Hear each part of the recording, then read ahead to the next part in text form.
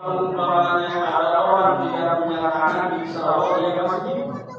Kalau umpamanya ada orang tidak punya kaki bisa dia ke masjid. Akan tetapi kalau umpamanya ada orang tidak ada kepalanya, maka tentunya dia tidak akan hidup pada jamaah Allah. Inilah sholat di dalam agama. Orang yang melaksanakan sholat, maka insya Allah agamanya kuat, imannya kuat di sisi Allah Subhanahu wa Ta'ala. Maka oleh karena itu, paling tidak di dalam kewajiban sholat ini ada 3 dimensi. Yang pertama adalah dimensi medikal, yang kedua dimensi spiritual, yang ketiga dimensi sosial. Sholat ini mengandung 3 dimensi. Yang pertama adalah dimensi medikal, bahwa orang yang melaksanakan sholat, insya Allah badannya akan sehat di sisi Allah Subhanahu wa Ta'ala. Karena orang yang sholatnya benar, rajin sholatnya, kemudian sholatnya benar, rukuknya benar, sujudnya benar, insya Allah di dalam setiap gerakan ini akan mengandung unsur-unsur yang mungkin memang tidak diketahui para jamaah Allah. Kalau kita ruku kemudian rukunya sesuai dengan aturan ini, maka tentunya ulang kali gerakan di betis ini akan terasa, akan terlihat pada jamaah Allah. Begitu juga ketika kita sujud, maka tentunya sujud ini yang biasanya kepala di atas kemudian darah mengalir ke bawah, ketika sujud maka tentunya dari badan ini darah akan terus mengalir ke kepala. Tentunya kalau umpamanya dilihat lebih dalam daripada dimensi medikal, maka insya Allah orang yang rajin sholat, orang yang sholatnya benar, maka dia akan lebih sehat di sisi Allah Subhanahu wa Ta'ala.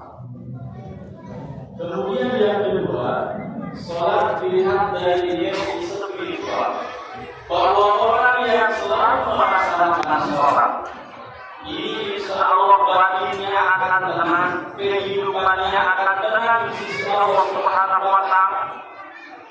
Orang yang rajin sholatnya, orang yang benar sholatnya, maka tentunya spiritualnya, ketenangannya, kebahagiaannya ini akan meningkat di sisi Allah Subhanahu wa Ta'ala.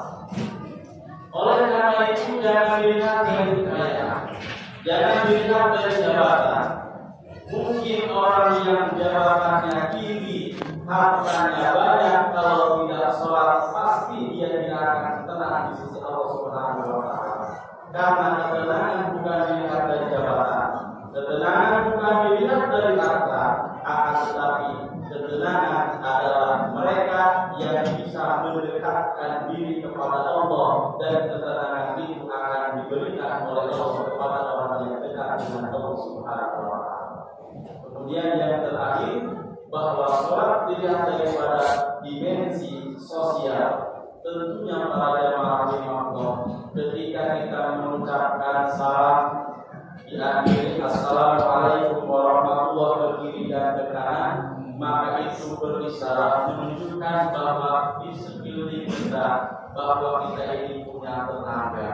Siapa tahu tetangga kita tidak kelihatan di masjid itu mungkin karena sakit, maka kalau umpamanya kita tahu bahwa saudara kita, tetangga kita yang tidak kelihatan berjamaah beberapa hari di masjid karena sakit, maka tentunya akan timbul sifat kemanusiaan kita, akan timbul rasa kasihan kita, akan timbul untuk kita melihat kepada tetangga kita. Maka tentunya para jemaah Allah di dalam sholat ini termasuk bahwa sholat mempunyai dimensi-dimensi tersebut. Maka oleh karena itu jangan tinggalkan sholat, terus alihkan sholat, wariskan sholat kepada keturunan kita. Karena awwalu ma yuhasabu 'alaihi al-'abdu yawmal qiyamati as-shalah. Yang paling pertama ditanya dihisab oleh Allah itu adalah tentang sholat kita. Fa idza soluhat sahih amali. Bila mana sholatnya bagus, maka tentunya amal-amal yang lainnya ini akan bagus.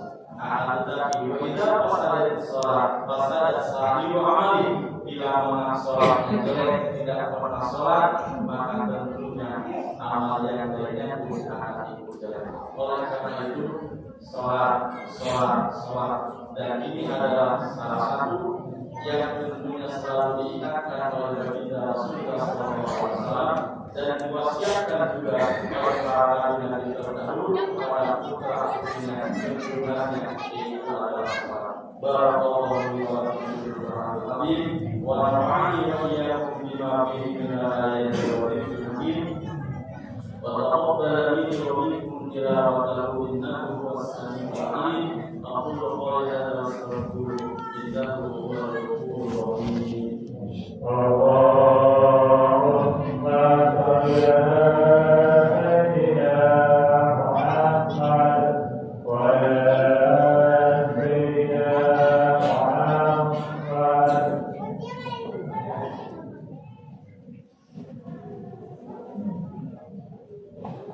Alhamdulillah, wassalatu wassalamu ala rasulillah Sayyidina Muhammad bin Abdillah wa ala alihi wa ashabihi wa mawala.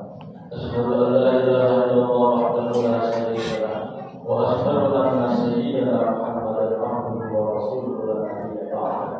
Allahumma shalli ala sayyidina Muhammad wa ala ali sayyidina Muhammad. Wa ya ibadallah, ittaqullaha min sima'i al-kitab wa hududil khabar wa taqu anhu al-jazaa wa 'alamu anna Allaha amarakum bala fi nafsi wa tanna bi malaikatihi musabbihati bi kursi wa qala ta'ala inna Allaha wa malaikatahu yusalluna 'alan nabi ya ayyuhalladzina amanu sallu 'alaihi wa sallimu taslima. Allahumma shalli ala sayyidina Muhammad wa ala ali sayyidina Muhammad kama shallaita ala sayyidina Ibrahim wa ala ali sayyidina Ibrahim wa barik ala sayyidina Muhammad wa ala ali sayyidina Muhammad kama barakta ala sayyidina Ibrahim wa ala ali sayyidina Ibrahim fil alamin innaka Hamidum Majid. Allahumma ighfir rabbal alamin. Allahumma ighfir lil mu'minina wal mu'minat wal muslimina wal muslimat al-ahya'i minhum wal amwat innaka sami'un qaribun mujibud da'wat wa ya qadiyal hajat. Allahumma rabbana taqabbal minna salatana wa siyamana wa qiyamana wa ruku'ana wa sujudana wa ta'abbudana wa ta'abbudana ya rabbal. Allahumma rabbana zalamna anfusana wa illam taghfir lana wa tarhamna lanakunanna minal khasirin. Rabbana atina fid dunya hasanah wa fil akhirati hasanah wa qina adzaban nar. Walhamdulillahi rabbil alamin.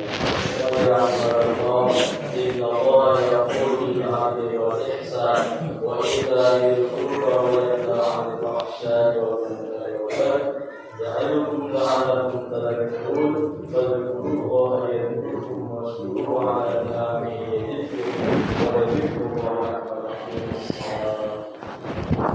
الله أكبر.